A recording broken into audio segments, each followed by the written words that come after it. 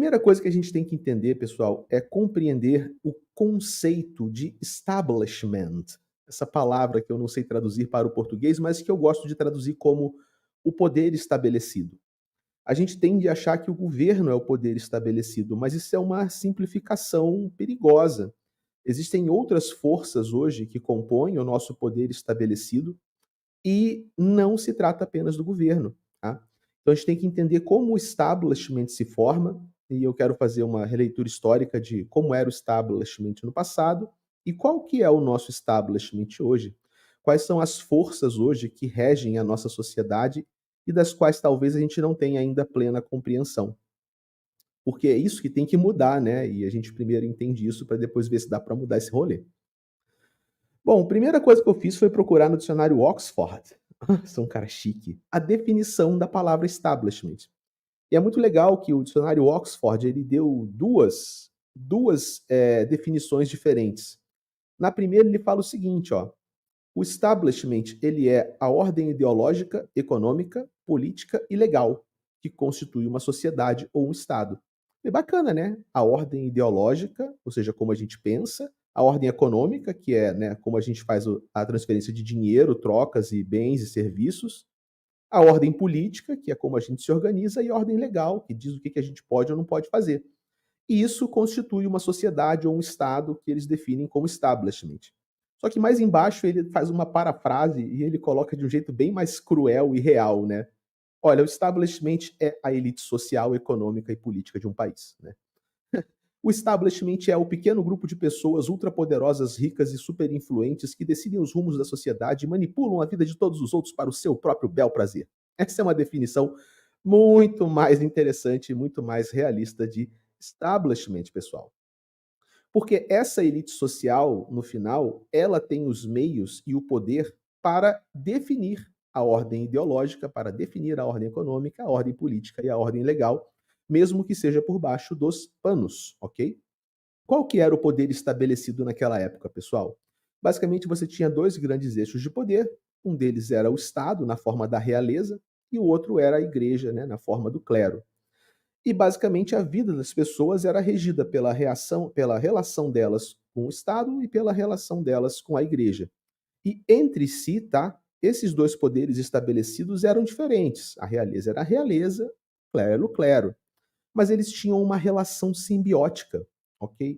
Onde a igreja legitima a realeza. Então, quem é que põe a coroa na cabeça do rei? É o Papa, né? O rei é rei e exerce o seu poder no Estado porque ele é outorgado por um direito divino, por um mandato divino. A igreja determina que aquele rei é um representante de Deus e, por essa autoridade outorgada pela igreja, aquele rei tem o direito de mandar e de decidir as coisas que têm que ser feitas. Em contrapartida, o Estado, né, controla a sociedade, recolhe taxas e com essas taxas, impostos, ele mantém os fundos da igreja cheios de dinheiro. Então esse era o arranjo social, o arranjo do establishment daquela época. E foi assim por um bom tempo, pessoal. Só que foi assim até quando, né? Foi assim até que uma série de inovações tecnológicas apareceram, sendo uma delas a prensa impressa e outra delas, a evolução dos bancos e finanças, né? As instrumentalizações financeiras começaram no berço das cidades-estado italianas após a dissolução do Império Romano. E essas duas evoluções combinadas causaram um rebuliço na ordem social, na ordem econômica e na ordem política e eventualmente modificaram o desenho do establishment. Como que elas fizeram isso? Introduzindo um novo jogador. E esse player foram os banqueiros. Né? Os banqueiros, pela sua habilidade em manipular os juros, em dar eficiência econômica e financiar a igreja e financiar o Estado, por essa sagacidade financeira, eles eventualmente começaram a acumular mais dinheiro que o Estado e mais dinheiro que a igreja. E se eles tinham mais dinheiro, na forma ali de metais preciosos, tesouros, terras e tudo mais, então eles naturalmente se tornaram mais poderosos e começaram a rivalizar com os poderes estabelecidos do establishment daquela época. Uma coisa interessante, né, enquanto a classe bancária ascendia dentro do establishment, uma família particular se destacou pra caramba, que é essa família de Medici, né. Eles eram agiotas antes de serem, a nova elite social, a nova elite financeira. Eles basicamente emprestavam dinheiro e cobravam dinheiro dos outros. Na maior parte do tempo, cobravam esse dinheiro na forma da porrada mesmo, né, da violência física, como todo bom agiota insano, né, aquele agiota bem casca-grossa.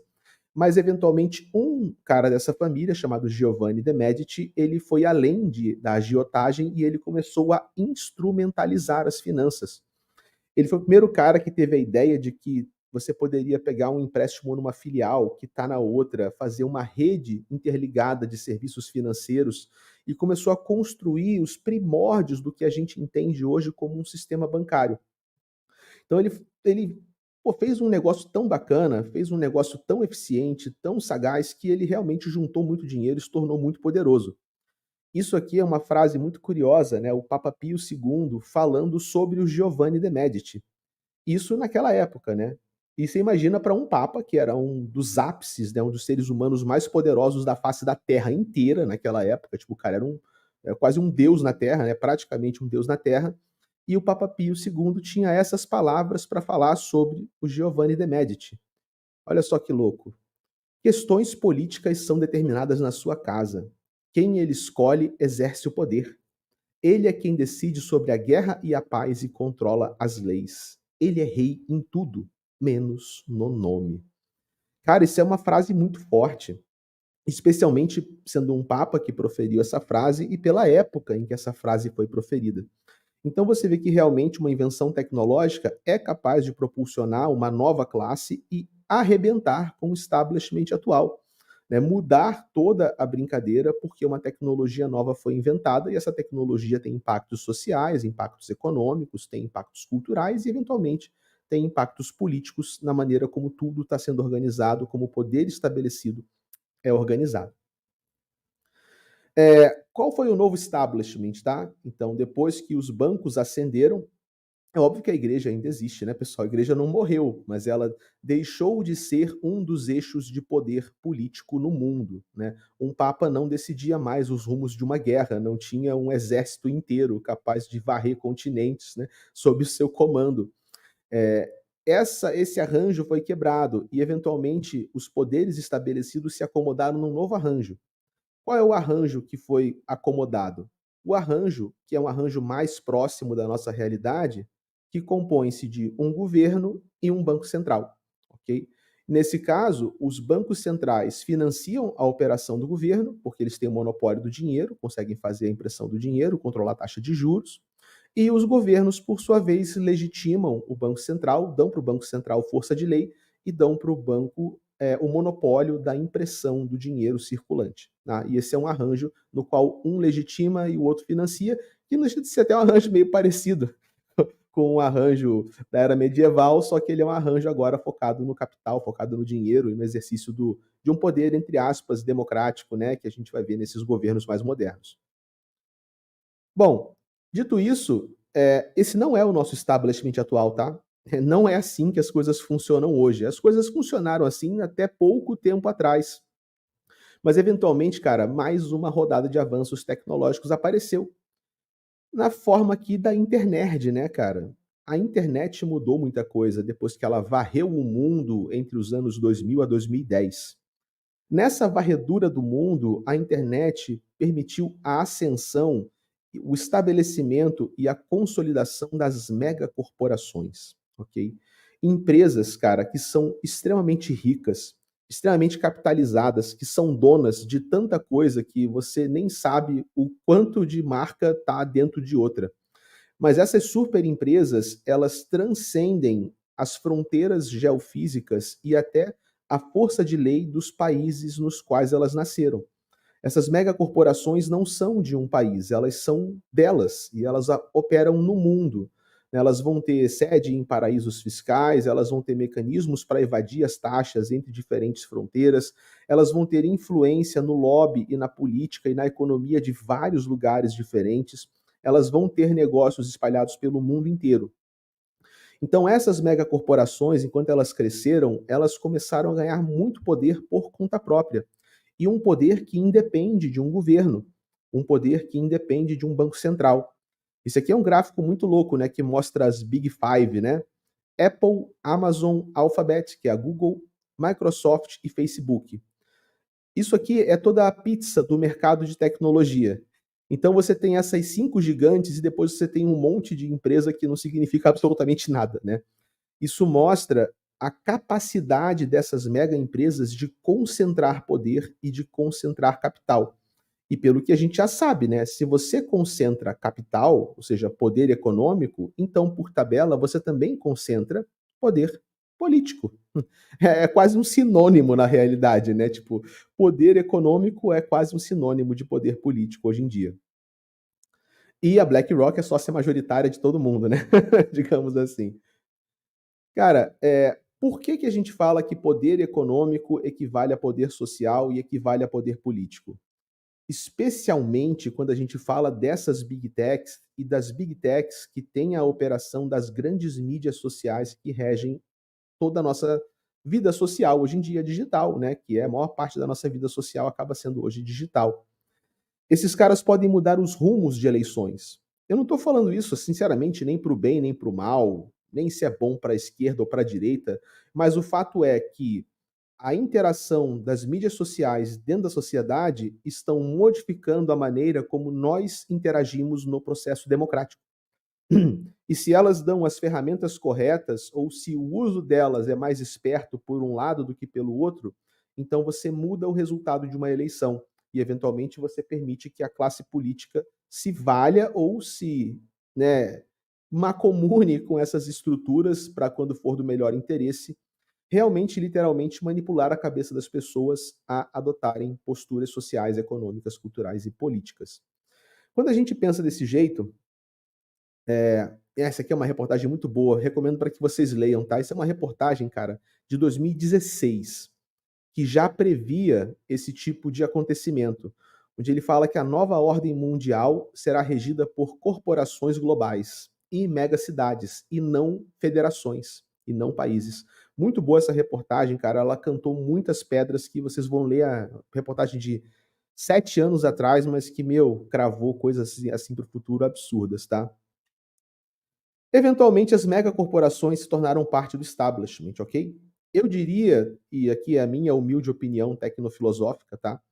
Que esse é o atual establishment que nós vivemos. Nós temos 3 eixos de poder vigentes hoje no mundo: os governos, as megacorporações e os bancos. E eu diria que esses 3 estão em pé de igualdade. Muitas dessas big techs, na verdade, são maiores do que o PIB de um monte de país que você vê por aí. Tem muito mais poder político, muito mais poder de influência, muito mais poder de botar aquilo que ela quer que aconteça, né, de forma que se realize no mundo. Mas esses 3 caras estão aí e, bem ou mal, eles se acomodaram, né? Eles não estão em pé de guerra. Às vezes eles se bicam, e um exemplo muito interessante desses establishments se bicando, o pessoal que é de cripto, que está acompanhando essa live, talvez vá lembrar, né? Vocês lembram daquela moeda que o Facebook queria emplacar? Era a Libra, que depois virou Diem, né? Cara, basicamente o Facebook queria emplacar uma stablecoin dele e deixar que as pessoas pudessem negociar dentro do ecossistema, né, da meta do Facebook, usando essa moeda.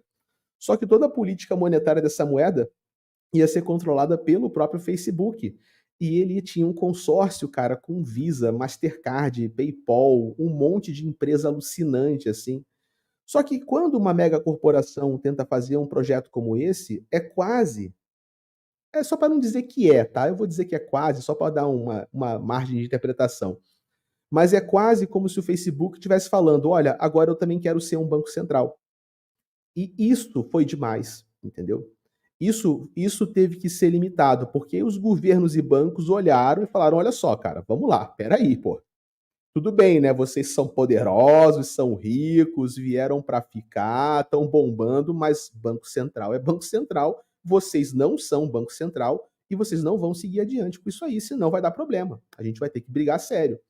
Então, o que o governo norte-americano fez, né? Pegou todo o consórcio da Libra, chegou na Chincha e da Visa, do PayPal, de todas as empresas que estavam lá e falou: "Olha só galera, ou vocês saem desse projeto ou a gente vai ferrar com vocês sério". E aí basicamente o projeto foi desmantelado, porque ele foi barrado. Por quê? Porque o governo queria proteger as pessoas da especulação da stablecoin da Libra? Não, simplesmente porque esse eixo do establishment tentou crescer demais em cima dos outros e o establishment se autorregula.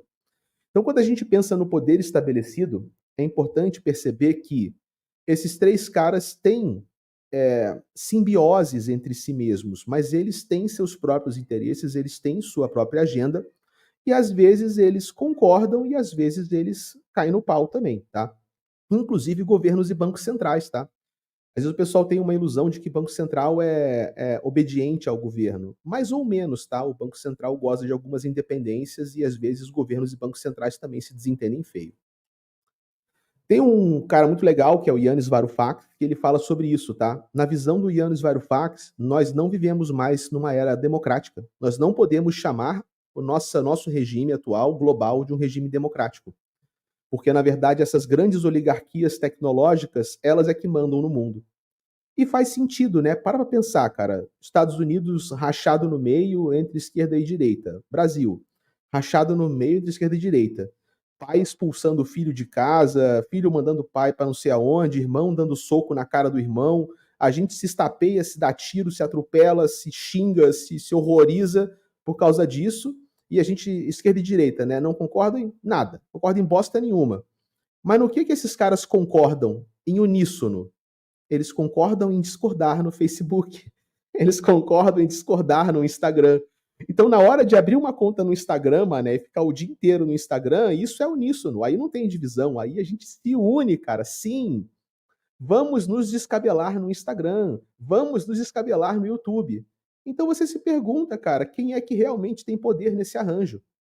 Entendeu? É muito louco. Para mim, realmente, quem tem mais poder nesse arranjo não são os governos e talvez nem os bancos, mas essas grandes empresas tecnológicas, que no fundo são o quê? Controladas pelos grandes acionistas, que no fundo são o quê? Os ultra ricos e a elite financeira da nossa era. Esses caras, o 0,01% do mundo,